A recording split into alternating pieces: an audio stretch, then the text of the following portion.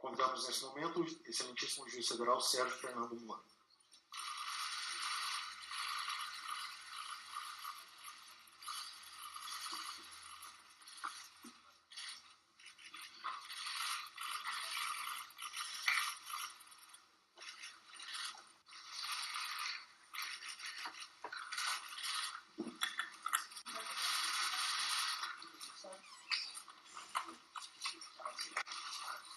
Bem, bom dia a todos.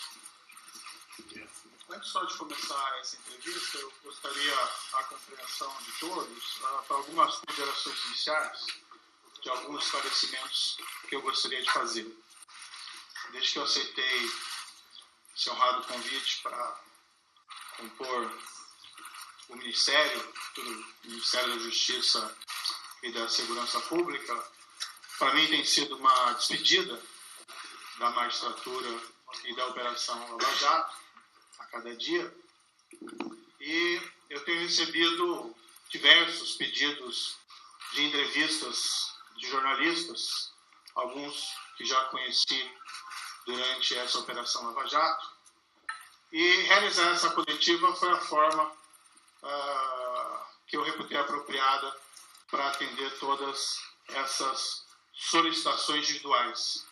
E concordei em fazer não só por conta do esclarecimento necessário para responder essas questões, mas também, de certa forma, em homenagem ao trabalho que a imprensa realizou durante toda a Operação Lava Jato. Eu falei publicamente mais uma vez, não é por conta dessa entrevista, que a liberdade de imprensa foi fundamental, o trabalho da imprensa foi fundamental na Operação Lava Jato, porque informou a população desses crimes que foram descobertos, investigados e punidos no âmbito da Operação Lava Jato. Não escondeu esses fatos, revelou esses fatos mesmo quando envolviam políticos de espectros os mais diferenciados, e então também essa entrevista tem esse propósito de render uma homenagem ao papel da imprensa. Sei que a imprensa também foi pontualmente crítica em relação ao meu trabalho e, eventualmente, ao trabalho da Operação Lava Jato. Não vou dizer que reconheço o acerto de todas essas críticas, acho que parte dessas críticas não foram assim tão corretas, algumas talvez tenham sido injustas, mas é o papel da imprensa realizar esse papel crítico, não vejo nenhum problema em relação a esse ponto. Isso faz parte de um ambiente de debate, de diálogo e de tolerância. Bem, são breves reflexões sobre o passado e sobre o futuro. Eu tenho trabalhado nessa chamada Operação Lava Jato, eu trouxe até alguns números da operação, mas eu acho que não é o caso aqui de mencionar. O Brasil tem uma tradição de impunidade dos crimes de grande corrupção. Essa tradição vem sendo quebrada nos últimos anos, e a Operação Lava Jato faz parte da quebra dessa tradição de impunidade. Mas sempre no desenvolvimento desses trabalhos havia aquela dúvida perturbadora se a Operação Lava Jato ela seria uma exceção nessa tradição de impunidade ou se ela seria uma mudança de patamar do tratamento institucional para parte desses crimes.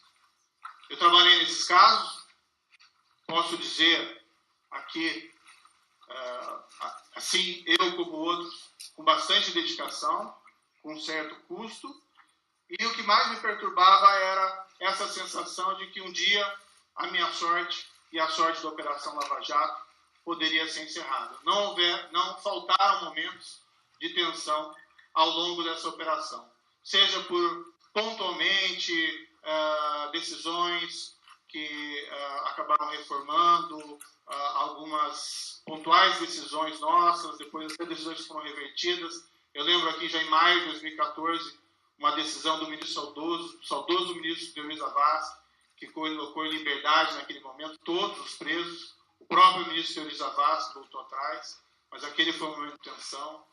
Diversos momentos em que surgiram, vamos dizer, informações sobre projetos de lei em trâmite no Congresso que poderiam afetar o trabalho da Operação Lava Jato.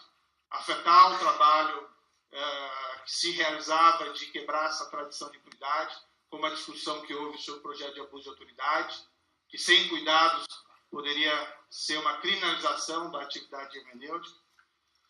Todas essas sensações de que um dia a sorte poderia acabar e que nós poderíamos retornar àquele padrão de impunidade da grande corrupção, o que é algo deletério para a democracia, me levou a aceitar esse convite que me foi feito pelo senhor presidente eleito. O objetivo é, no governo federal, realizar o que não foi feito, com todo respeito, nos últimos anos, de buscar implementar uma forte agenda anticorrupção. E aqui eu agregaria, porque é uma ameaça nacional, uma forte agenda também anti-crime organizado. Tá? A ideia é que, e eu sei que isso pode ser recebido com grande ceticismo, compreendo, mas a ideia aqui não é um projeto de poder, mas sim um projeto de fazer a coisa certa num nível mais elevado, numa posição em que se possa realmente fazer a diferença e se afastar de vez a sombra desses retrocessos. Esclarecer, eu conheci pessoalmente o presidente eleito em 1º de novembro. Foi a primeira vez que eu entabulei uma conversa pessoal com o presidente eleito. Eu encontrei, por acaso, o presidente, então não era presidente, então deputado federal, por acidente num aeroporto, não sei se em 2017, 2016, e eu não o reconheci na ocasião, e o cumprimentei rapidamente. Posteriormente, houve uma certa exploração de seus adversários políticos nesse encontro, como se eu tivesse o ignorado, e eu não tinha intenção de ser mal educado, e eu tomei a liberdade, então, de ligar para ele e pedir escusas por aquela interpretação que me parecia equivocada, mas houve aí uma conversa muito rápida, não mais do que isso. Neste ano, eu fui procurado pelo futuro ministro da Economia, o senhor Paulo Guedes, no dia 23 de outubro, na semana antecedente ao segundo turno das eleições, que me portava, ou melhor, ele trazia uma sondagem acerca do meu interesse de compor o governo. Eu adiantei para ele qual era o meu entendimento sobre esse tema, disse que só poderia, evidentemente, tratar disso depois das eleições, um eventual convite, e mais ou menos declinei a ele o que eu entenderia que seria necessário, que tipo de proposta, que tipo de projeto que eu teria se assumisse essa posição, porque se vai integrar um governo tem que ter uma certa convergência em relação aos planos. Se não há convergência, não adianta integrar o governo. Em seguida, depois das eleições, houve o convite público que o senhor presidente eleito realizou, e houve esse encontro em 1º de novembro, onde nós conversamos mais longamente sobre esse convite e quais seriam os meus planos e os planos dele no âmbito se aceitasse esse convite. No fundo, a minha impressão foi muito positiva, me pareceu uma pessoa bastante ponderada. Nós conversamos sobre possíveis convergências e divergências e, ainda que não haja uma concordância absoluta, mesmo nas divergências, me parece possível chegar a um meio termo, como o próprio presidente eleito já declinou. Isso não tem nada a ver com o processo do ex-presidente Luiz Inácio Lula da Silva. O ex-presidente Luiz Inácio da Silva foi condenado e preso porque ele cometeu um crime e não por causa das eleições. Embora eu tenha proferido a primeira decisão, essa decisão condenatória já foi confirmada pela Corte de Apelação, ou seja, por um painel de outros 3 juízes, e foi o próprio tribunal que ordenou o início da execução e a prisão do ex-presidente. Eu apenas cumpri a decisão. Diga-se que essa ordem de prisão foi previamente autorizada em um julgamento pelo Supremo Tribunal Federal de um habeas corpus preventivo. Então, o que houve aqui é uma pessoa que, lamentavelmente, cometeu um crime. Esse crime foi investigado, provado, e ela respondeu na justiça por esse comportamento criminoso. A Operação Lava Jato, políticos, não só do Partido dos Trabalhadores, mas políticos de outros partidos que também receberam valores nesse esquema criminoso que representou uma verdadeira captura da Petrobras. Os prejuízos estimados apenas com custo direto de propina são da ordem de 6 bilhões de reais. Políticos de vários espectros partidários foram condenados. Do Partido Progressista, do PMDB. Nós temos aqui condenado e preso já há 2 anos o ex-presidente da Câmara, que era considerado um adversário político do Partido dos Trabalhadores. Nós temos o ex-governador do Rio de Janeiro. Sei que alguns eventualmente interpretaram a minha ida como uma espécie de recompensa, algo absolutamente equivocado, porque a minha decisão foi tomada em 2017, sem qualquer perspectiva de que o então deputado federal fosse eleito presidente da República. E como eu disse, o que existe é um crime que foi descoberto, investigado e provado, e as cortes de justiça apenas reconheceram esses fatos e impuseram a pena prevista da lei. Ou seja, as cortes de justiça apenas cumpriram aí o seu dever e não poderia ser diferente. Eu não posso pautar a minha vida com base numa fantasia, num álibi falso de perseguição política. Pois bem, como eu disse, eu aceitei esse convite, porque entendi que havia convergências importantes, especialmente no que se refere a essa agenda anticorrupção e agenda anticrime organizado, deixando muito claro que tudo seria realizado com base, e essa é a posição firme do presidente eleito, com base na Constituição, com base nas leis e com base nos direitos fundamentais. Falando um pouco do futuro, peço escusas por me estender um pouco, mas são esclarecimentos importantes. A ideia é apresentar uma série de propostas legislativas para aprimorar o quadro legal contra corrupção e crime organizado.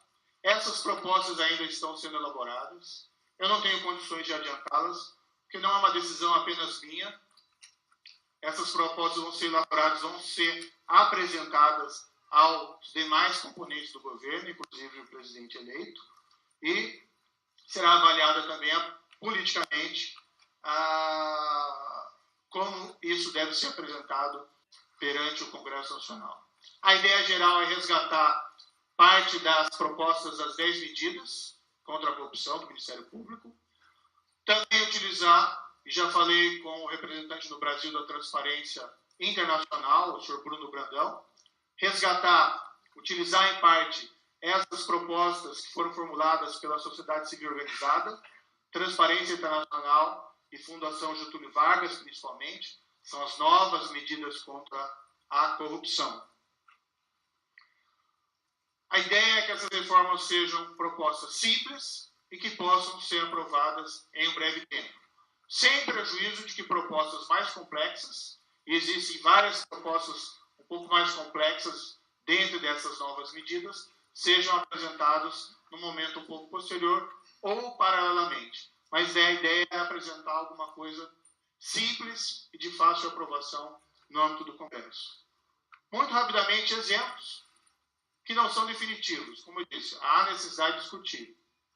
Alteração de regras de prescrição dos crimes, avaliar a possibilidade de deixar mais claro na lei a execução em segunda instância, a previsão da execução das sentenças dos tribunais do júri. Já existe um precedente da primeira turma do Supremo Tribunal Federal, admitindo que vereditos do Tribunal do Júri, ou seja, crimes de homicídio, possam ser executados independentemente dos recursos. Por um quadro quadro grave de uma epidemia de homicídios, me parece importante essa medida. A proibição de progressão de regime prisional quando houver prova de ligação do preso com organizações criminosas. Tá? A progressão de regime visa a ressocialização do preso, isso é muito importante. Mas se existem provas de que o preso mantém vínculos atuais com organizações criminosas, isso significa que ele não está pronto para a ressocialização. A ideia aqui é servir como um incentivo para que os presos se abstenham de filiar essas organizações e também enfraquecer essas organizações e proteger a comunidade da soltura de um preso que não está pronto para ressocialização. Negociação de penas, uma espécie de plea bargain, para resolver rapidamente casos criminais pequenos. Assim, limpa-se a pauta da justiça e evita uma sobrecarga desses processos. Uma regulação mais clara do que nós chamamos de operações policiais disfarçadas. Isso se faz muito nos Estados Unidos, com grande eficácia contra organizações criminosas, a utilização de policiais disfarçados para descobrir esses crimes. Então, por exemplo, policiais disfarçados comprando grandes carregamentos de drogas e armas. A nossa legislação, embora, na minha opinião, permita esse tipo de comportamento, ela não é assim totalmente clara e é importante deixar isso de uma maneira mais clara. A questão da proteção dos denunciantes anônimos, o que se chama de whistleblowers, tudo isso vai ser avaliado e novas propostas vão ser inseridas, essas aqui são apenas um exemplo, para que nós possamos avançar nessa pauta de enfrentamento eficaz da corrupção e do crime organizado. Paralelamente às medidas legislativas, medidas executivas serão tomadas. A ideia principal é utilizar o modelo que foi bem sucedido na Operação Lava Jato, de forças-tarefas, e utilizar essas forças-tarefas não somente contra outros esquemas de corrupção, mas igualmente contra o crime organizado. Sempre me vem à mente o exemplo, a cidade de Nova York, na década de 80, haviam 5 famílias mafiosas muito poderosas, que intimidavam e extorquiam, que dominavam atividades econômicas, e graças à criação de forças-tarefas pelo FBI na época, e trabalhando em conjunto com as promotorias locais ou promotorias federais, se logrou desmantelar essas organizações criminosas que, embora não tenham deixado de existir, têm uma força muito menor do que tinham no passado. Necessário incrementar o controle das comunicações dos presos em presídios de segurança máxima, como no exterior. A prisão tem que realmente neutralizar a possibilidade dessas pessoas de comandar crimes de dentro. Precisa investir consideravelmente em tecnologia. Nós temos uma lei hoje que autoriza no Brasil a colheita do perfil genético do preso, que é como se fosse uma moderna impressão digital do DNA. Essa é uma prova revolucionária para a identificação de crimes praticados com grave violência contra a pessoa. Tá? Em países que desenvolveram esses bancos de dados, isso serve não só para elucidar crimes, mas igualmente para exonerar inocentes, às vezes condenados por crimes judiciários. E nós temos, no entanto, apesar da lei, uma política muito tímida de colheita desse material. Então, quero desenvolver uma política agressiva num sentido não violento, evidentemente, mas para aumentar essa base de dados, que certamente vai resultar em melhores estatísticas para a elucidação de crimes de homicídio no Brasil, que são muito baixas. Buscar uma progressiva profissionalização do serviço público civil, tratando precisa de um diagnóstico para buscar a diminuição de cargos de comissão, para que esses cargos possam ser substituídos por cargos a serem preenchidos por concursos. Isso pode ser iniciado no âmbito do Ministério. Se a experiência for bem sucedida, pode ser expandida para outros ramos. Ou seja, investimento em equipamento, inteligência especial, estratégia. Entendo que enfrentamento tanto da corrupção, mas aqui mais especificamente do crime organizado, não segue necessariamente uma estratégia de confronto policial. Esses crimes têm que ser tratados com inteligência, com identificação dos ativos criminosos, com prisão dos líderes e isolamento desses líderes. O confronto policial pode acontecer quando existem áreas dominadas por criminosos, mas ele é sempre indesejável. A boa operação policial é quando ninguém se machuca e o criminoso vai para a cadeia e o policial vai para sua casa. Evidentemente, em uma situação de confronto policial, podem acontecer vítimas, mas nunca é o desejo de que isso aconteça. É um pouco estranho dizer isso, mas não existe a menor chance de utilização do Ministério ou da polícia para a perseguição política. Não foi feito isso durante a Operação Lava Jato. As pessoas foram condenadas com base em crimes de corrupção, lavagem de dinheiro e associação criminosa, com base em provas robustas e não por suas opiniões políticas. Não vai ser no Ministério que eu vou começar a realizar isso. Também é um pouco estranho dizer isso, mas todos têm direito à igual proteção da lei, maiorias, minorias. Tá? Não existe aí qualquer possibilidade de, no âmbito da segurança pública, no âmbito da justiça, políticas discriminatórias contra minorias, seja qual for o motivo. A minha posição pessoal, crimes de ódio são intoleráveis.